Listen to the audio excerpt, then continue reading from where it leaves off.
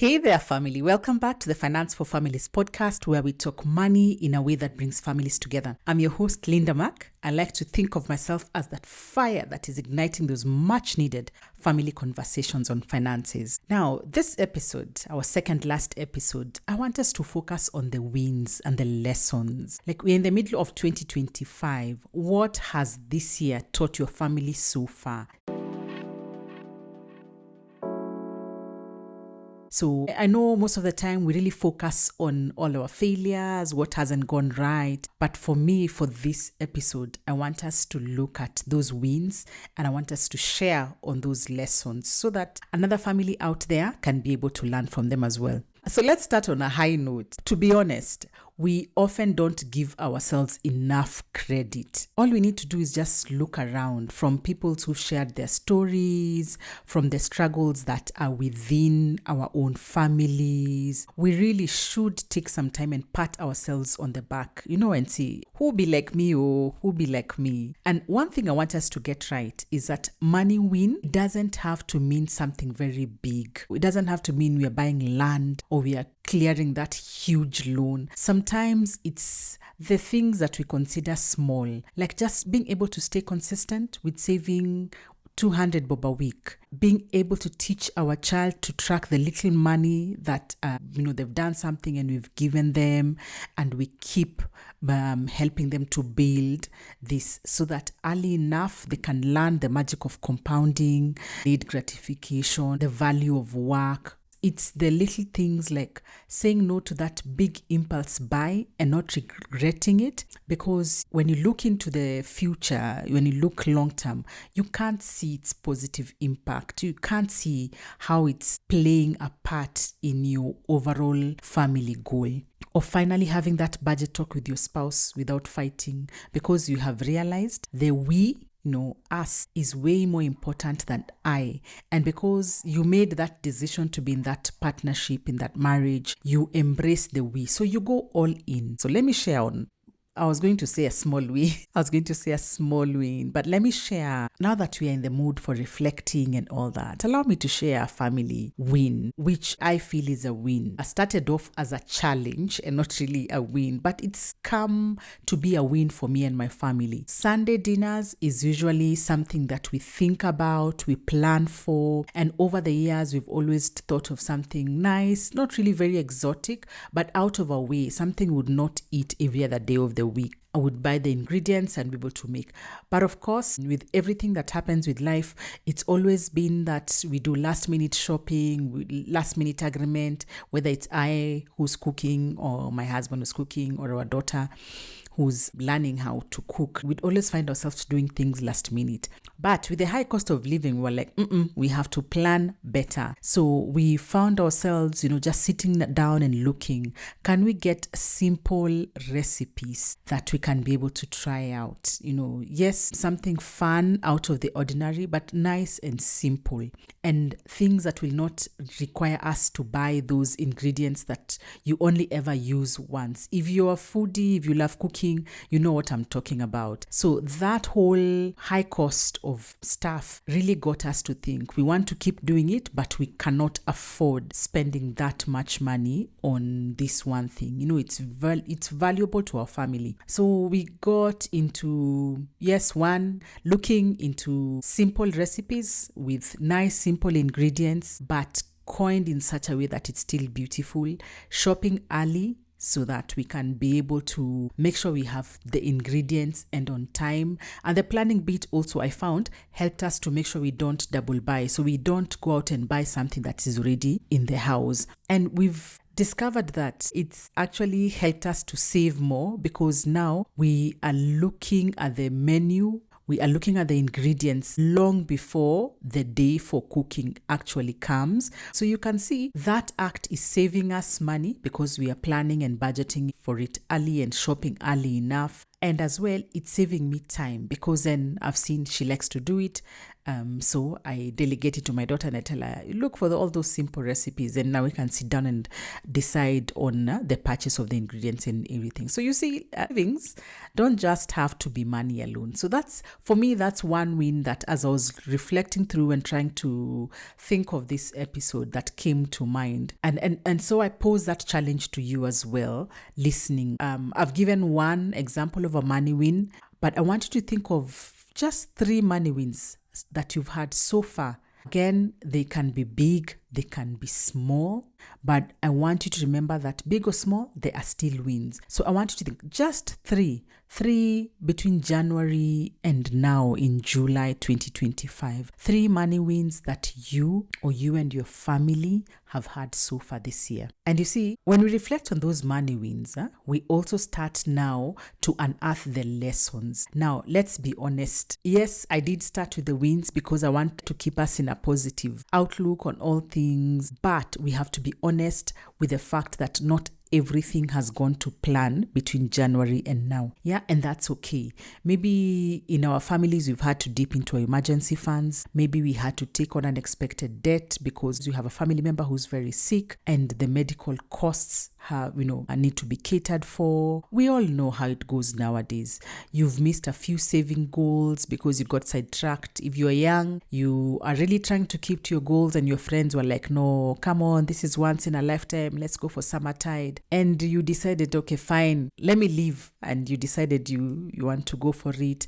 And this now made you miss out on your savings plan. Or maybe then you did go and you ended up overspending again when you were there. So for me, to be honest, over time, I've come to learn that when we experience money slumps, there are 2 key lessons that we can pick. The first lesson is life won't always stick to the budget, but that doesn't mean you give up on that plan. That's, for me, it's very key. My second lesson is your values matter more. You may not always stick to the plan, but do stick to your values. They will redirect you back to the center, to the core when you get derailed. I had a client once who came to me and they were very disappointed with themselves because they had to take a loan to be able to pay school fees rather than delay the payment. Now, because of this loan, the family had to make adjustments. They had to scale down on their plans. And with all those things happening, he felt like he was a real failure. And I got us to reframe it because he took this loan to pay school fees. Now, he chose education, which is a core value to his family. So for me, I wanted him to look at it that is not failure because education is a priority. The key thing was to pick up the lesson from that whole experience. Why did we have to resort to taking a loan? What had happened? What money move did we make that did not go as planned to get us to the point where we had to take that facility to be able to cater to a priority? And then now be able now to pick that lesson, or not wallow in the disappointment. It has happened, but from here where we are, how do we go forward?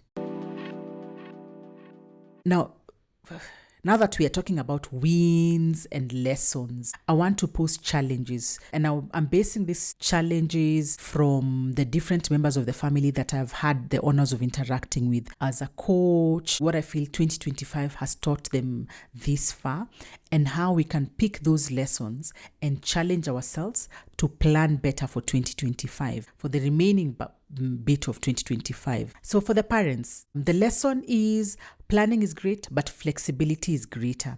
Planning is powerful, but flexibility is very essential.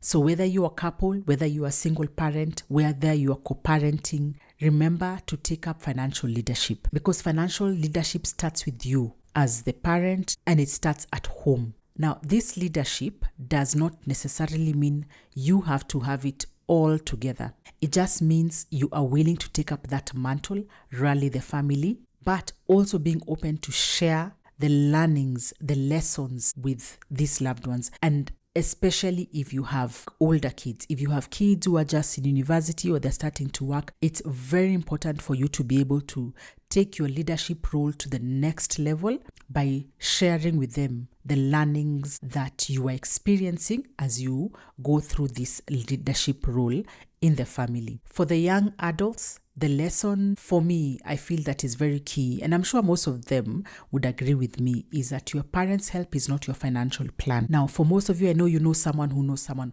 or you actually know someone who's getting help from their parents, and that's amazing. But don't confuse support with sustainability. Your financial journey is your responsibility. Whether your parents are helping you to foot your bills, whether they gifted you a car so that you can get to work on time, whether they are helping to pay your rent and you feel like you are sorted, think long term. When they're not able to do that anymore, where does that leave you? So then start taking responsibility now, and start taking responsibility by asking yourself very simple questions. You know, there's this Swahili saying, kuuliza sio ujinga, which means only fools don't ask. So if you're thinking, then how do I take financial responsibility? Where do I start?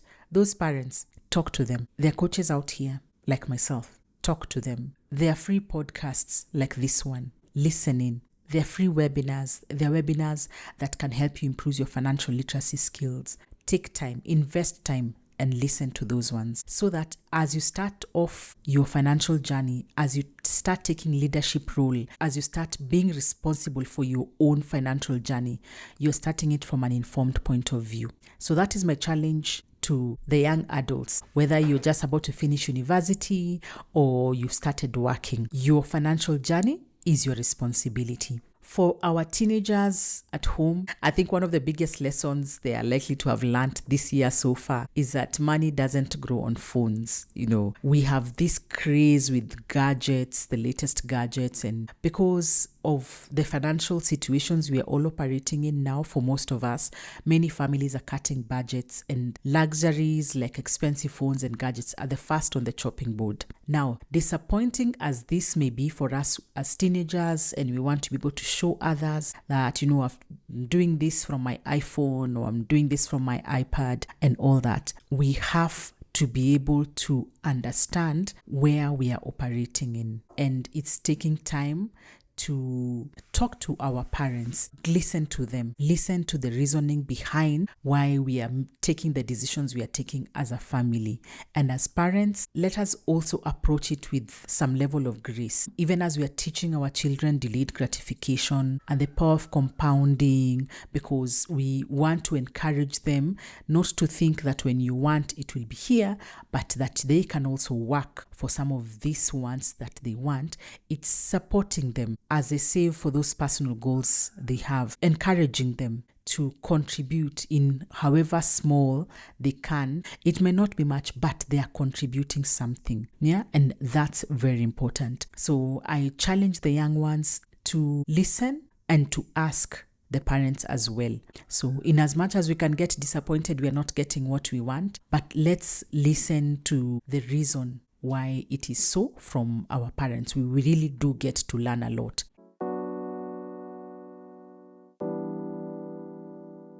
Yeah, and for me, I think that's today's episode. Key for me, if anything, to understand that let's take time and celebrate the wins that we have. However small we may think, they are wins, and they go a long way in motivating us to keep going, in motivating us to achieve even greater wins, and in motivating us to keep together and support one another. The second key lesson is let's learn from the stumbles and let's do it without shame. Let's share what those lessons are so that maybe we can help other family members to avoid going through that same route. So we all don't have to have the same stumbles. If I go through it and I come out of it, you know, I can share that experience with the other family members so that they don't have to go through it. They will know how to be able to navigate it. So let's do that without shame. Let's encourage each other to be able to share not just the wins, but the lessons as well and the challenges as well. That it's okay when we experience these wins, when we realize these lessons, let's pick them up and use them to be able to reset our goals. It's never too late. It's only late if you never do it. Yeah, because what matters most between now and December, when December comes, it's not really 100% how January to June was. It will matter even more how we approached our July to December. So we still have time. We still have time to be able to make the right choices for us and for our families that we can be able to work on between now and December. So let's challenge ourselves. Let's ask ourselves, is my family still talking?